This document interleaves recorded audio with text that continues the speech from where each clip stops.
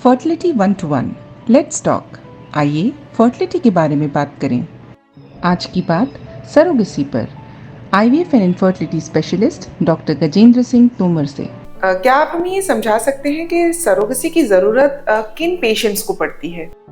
Surrogacy उन दंपतियों को या महिलाओं को ज़रूरत पड़ती है जिनमें कि कुछ उनको चिकित्सकीय या कोई मेडिकल प्रॉब्लम हो, जैसे कि यदि बच्चेदानी में कोई तकलीफ हो। बच्चेदानी की तकलीफ जो है अनुवांशिक भी होती है, मतलब जन्मजात भी हो सकती है, जैसे बच्चेदानी का ना होना, जैसे एक MRKH सिंड्रोम होता है जिसमें बच्चेदानी जन्म से होती ही नहीं है। तो ऐसी महिलाओं के पास सरोगेसी या अडॉप्शन के अलावा कोई विकल्प नहीं बचता है। कुछ स्थितियां ऐसी रहती हैं जिनमें कि बच्चेदानी विकृत होती है, जैसे कि बच्चेदानी को 2 हिस्से में होना या बच्चेदानी का बहुत छोटा होना। इन स्थितियों में भी सरोगेसी की जरूरत पड़ सकती है। कई ऑपरेशंस होते हैं जिनके कारण बच्चेदानी को निकाला जाता है, जैसे फाइब्रॉइड्स होते हैं या एडेनोमायोसिस होते हैं। इन सिचुएशंस में भी बच्चेदानी का ऑपरेशन करना पड़ता है, बच्चेदानी को निकालना पड़ता है। ऐसे में भी महिला के पास सरोगेसी का विकल्प रहता है। तो ये तो हो गई बच्चेदानी की तकलीफें। बच्चेदानी की तकलीफें जन्मजात या बच्चेदानी का कोई ऑपरेशन किया हो जिसके कारण महिला गर्भ धारण नहीं कर सकती है, ये एक कारण हो गया। दूसरा कारण ये हो गया कि हम बार बार IVF करते हैं कई बार और हमको IVF में सफलता नहीं मिल पाती है, गर्भ धारण नहीं हो पाता है। तो यदि बार बार IVF में विफलता मिलती है तो उन महिलाओं में भी सरोगेसी की जा सकती है। तीसरा कि यदि महिला प्रेग्नेंट हो रही है, गर्भ धारण कर रही है, लेकिन बार बार गर्भपात हो रहा है, बार बार अबॉर्शन हो रहा है, दूसरे महीने में, तीसरे महीने में, छठे महीने में, तो ऐसे में भी जब बार बार गर्भ धारण करने के बावजूद भी स्वस्थ बच्चे का जन्म नहीं हो पा रहा है, ऐसे में भी सरोगेसी एक अच्छा विकल्प है। कुछ मेडिकल प्रॉब्लम्स होती हैं महिलाओं की, जैसे कि किडनी ट्रांसप्लांट के पेशेंट्स हैं या हार्ट डिजीज है जिनको, या हार्ट वॉल्व का जिनका ऑपरेशन हुआ है। ऐसी महिलाओं को उनके चिकित्सक ये बताते हैं कि अभी आप गर्भ धारण करेंगे तो आपकी जान को खतरा है, आपकी जान को जोखिम है। तो ऐसी मेडिकल कंडीशंस जिनमें कि महिला की खुद की जान को जोखिम है यदि वो गर्भ धारण करती हैं, यदि वो प्रेग्नेंट होती हैं, तो ऐसे में भी एक सरोगेसी उनके लिए विकल्प होता है।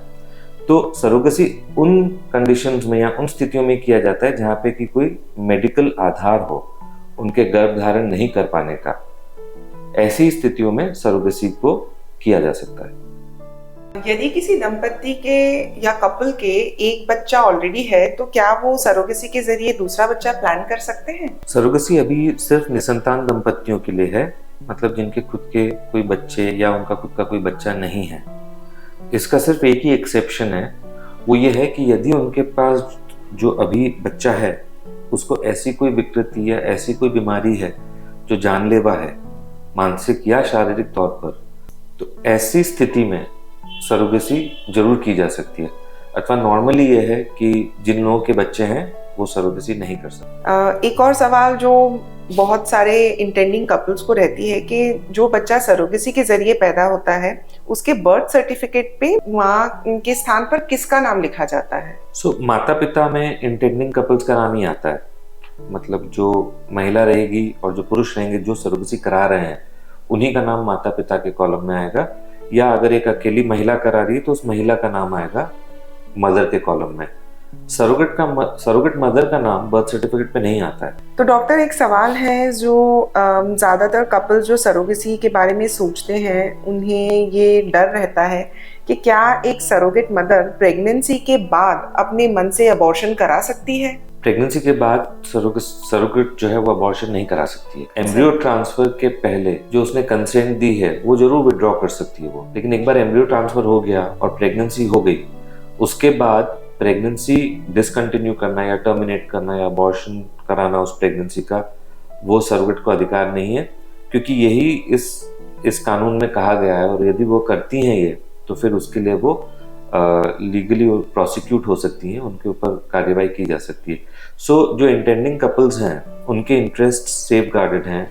जो बच्चा है, जो गर्भ में जो बच्चा है उसके भी इंटरेस्ट सेफ गार्डेड हैं इस लॉ के अनुसार। यदि कोई चिकित्सकीय कारण हुआ, जैसे कि कोई क्रोमोसोमल अबनॉर्मेलिटी हुई या प्रेगनेंसी के समय कोई ऐसी प्रॉब्लम हुई भ्रूण में या फीटस में जिसके कारण अबॉर्शन करना पड़ रहा है, तो वो अलग बात है, वो एक चिकित्सकीय निर्णय है जो कि मेडिकल टीम डिसाइड करेगी। पर सरोगेट अपनी मर्जी से गर्भपात या अबॉर्शन नहीं कर सकता। क्या सरोगेसी करवाने के लिए महिला एवं पुरुष की उम्र निर्धारित की गई है? सरोगेसी अधिनियम के अंतर्गत महिला की उम्र 23 से 50 वर्ष के बीच में होनी चाहिए और पुरुष की उम्र 26 से 55 वर्ष की उम्र के बीच होनी चाहिए। मतलब जब ये प्रक्रिया की जा रही है, एम्ब्रियो ट्रांसफर की प्रक्रिया जब सरोगेट में की जा रही है, तब महिला की उम्र 50 से कम और पुरुष की उम्र 55 से कम होना जरूरी है। कोई महिला सरोगेट मदर बनना चाहती है तो क्या उसके लिए भी कोई एज लिमिट है? सरोगेट की उम्र एम्ब्रियो ट्रांसफर के समय 25 से 35 वर्ष के बीच में होना जरूरी है। सरोगेट मदर के लिए किस टाइप के इंश्योरेंस की रिक्वायरमेंट है ये नए सरोगेसी एक्ट के तहत? नए सरोगेसी एक्ट के तहत जो इंश्योरेंस का प्रावधान रखा गया है उसमें यह है कि जो इंटेंडिंग कपल है या जो महिला है जो सरोगेसी कराना चाहती है, उसको सरोगेट का इंश्योरेंस किसी IRDA अप्रूव्ड कंपनी से 36 महीने मतलब 3 साल के लिए कराना पड़ता है, जिससे कि उसकी सारी मेडिकल नीड्स जो भी ट्रीटमेंट वगैरह है वो कवर हो सके। सरोगेट मदर पर कितनी बार एम्ब्रियो ट्रांसफर कर सकते हैं? सरोगेसी में एम्ब्रियो ट्रांसफर के 3 प्रयास किए जा सकते हैं, मतलब 3 बार एम्ब्रियो ट्रांसफर किया जा सकता है अभी जो नियम है उसके अनुसार। सरोगेसी में आप कितने एम्ब्रियो ट्रांसफर कर सकते हैं? आइडियली सरोगेसी में एक ही एम्ब्रियो ट्रांसफर करना चाहिए, लेकिन नियम के अनुसार ये प्रावधान दिया गया है कि 3 एम्ब्रियोज तक ट्रांसफर किए जा सकते हैं जरूरत पड़ने पर, और ये आपको आपके इनफर्टिलिटी स्पेशलिस्ट के साथ डिस्कस करके डिसाइड करना चाहिए, पर आइडियली सिर्फ एक ही एम्ब्रियो ट्रांसफर करना चाहिए सरोगेट। ये जो सरोगेट मदर्स होती है प्रेगनेंसी के बाद, क्या ये सरोगेट होम्स या सरोगेट हाउसेस में रहती हैं और इनके पोषण का ध्यान कौन रखता है? कुछ सरोगेसी क्लिनिक्स में ये व्यवस्था रहती है कि उनके सरोगेट होम्स होते हैं जहाँ पे कि अपार्टमेंट्स में या हॉस्टल्स में सरोगेट मदर्स को रखा जाता है। हम लोग इसको फॉलो नहीं करते हैं। हमारी सरोगेट मदर्स अपने खुद के घरों में अपने खुद के परिवार के साथ में रहती हैं, जहाँ उनके बच्चे आसपास किसी स्कूल में जाते हैं, उनका एक सोशल एक स्ट्रक्चर होता है, एक सोशल एनवायरनमेंट होता है जहाँ वो रहती हैं। तो हम सरोगेट होम्स में नहीं विश्वास रखते हैं, हम जहाँ वो रहती हैं वहीं उनको रहने देते हैं। जहाँ तक उनके पोषण का और इलाज का सवाल है, तो वो पहले भी माँ बन चुकी हैं, सक्सेसफुल उनके डिलीवरीज हो चुकी हैं, उनके बच्चे स्वस्थ हैं, तो इसका मतलब है कि उन्हें पता है कि उनको क्या करना है क्या नहीं करना है जहाँ तक पोषण की बात है। और महीने में 1 या 2 बार उनके एंटीनेटल विजिट्स भी होती हैं क्लिनिक पे हमारे, जहाँ पे कि उनका वजन और दूसरे पैरामीटर्स जैसे कि हीमोग्लोबिन और ये सब नापा जाता है, जिससे पता चलता है कि वो अपनी दवाइयाँ या अपना जो नॉर्मल न्यूट्रिशन है प्रेगनेंसी के समय का वो ले रहे हैं कि नहीं। आयरन, कैल्शियम, प्रोटीन सप्लीमेंट्स ये तो उनको प्रेगनेंसी में दिया ही जाता है, तो ये मॉनिटरिंग जो है हम रेगुलरली करते रहते हैं। तो उनको हम अप्रूव नहीं करते, उनको हम अपने घरों में ही रहने देते हैं और वहीं से उनका ट्रीटमेंट और उनके एंटीनेटल केयर का हम ध्यान रखते हैं।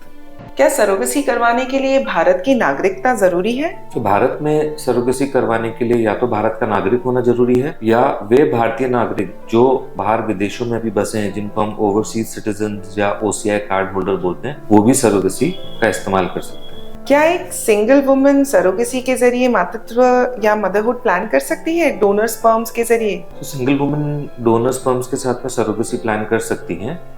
उनको इंडियन ओरिजिन का होना जरूरी है, उनकी उम्र 23 से 50 वर्ष के बीच में होनी चाहिए, या तो वो अविवाहित हो, या उनका तलाक हो चुका हो, और या वो विधवा हो। सिर्फ इन 3 परिस्थितियों में ही वो सरोगेसी का इस्तेमाल कर सकती है। क्या सिंगल पुरुष सरोगेसी के जरिए पिता बन सकते हैं डोनर एग्स का इस्तेमाल करके? सिंगल पुरुष सरोगेसी नहीं कर सकते हैं। ये कानून में है कि वो अविवाहित हो, या उनका तलाक हो चुका हो, या वो LGBT कम्युनिटी को बिलोंग करते हो, उनको सरोगेसी के लिए अप्लाई करने का अभी फैसिलिटी नहीं दिया है। थोड़ा हार्श है, थोड़ा स्ट्रिक्ट है, पर अनफॉर्चुनेटली यही सिचुएशन है कि अभी भारत में सिंगल पुरुष डोनर एग्स के द्वारा सरोगेसी नहीं कर सकते। सरोगेसी में खर्चा तकरीबन कितना आता है?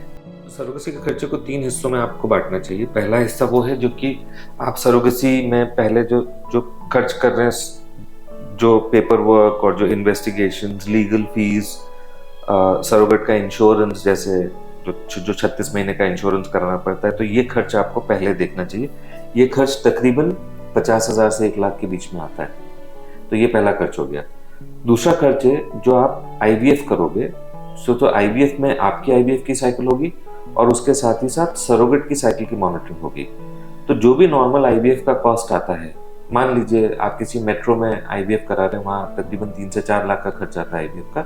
इंदौर जैसे शहर में तकरीबन 2 से 3 लाख के बीच का खर्च आता है, तो वो आईवीएफ का खर्च आपका दूसरा हो गया। जो तीसरा खर्च है वो है कि जब सरोगेट प्रेग्नेंट हो जाएगी तो प्रेगनेंसी के समय लगने वाला खर्च, डिलीवरी का खर्च, और जो डिलीवरी होगी तो उसके बाद जो बच्चे का खर्च है, सपोज एनआईसीयू में 1 आध दिन रखना पड़ा या पीडियाट्रिशियन ने देखा उसको, तो वो सब जो खर्च है, मतलब प्रेगनेंसी के समय लगने वाला खर्च, डिलीवरी का खर्च और बच्चे का खर्च, ये तीसरा खर्च होता है जो तकरीबन इंदौर में 1.5 से 2 लाख के बीच का होता है। तो अगर आप टोटल खर्च जोड़ लेंगे सरोगेसी की तैयारी के लिए, आईवीएफ का खर्च और प्रेगनेंसी और डिलीवरी का खर्च, ये अगर तीनों खर्च जोड़ लेंगे तो तकरीबन 5 से 6 लाख के बीच का आपका खर्च आना चाहिए सरोगेसी।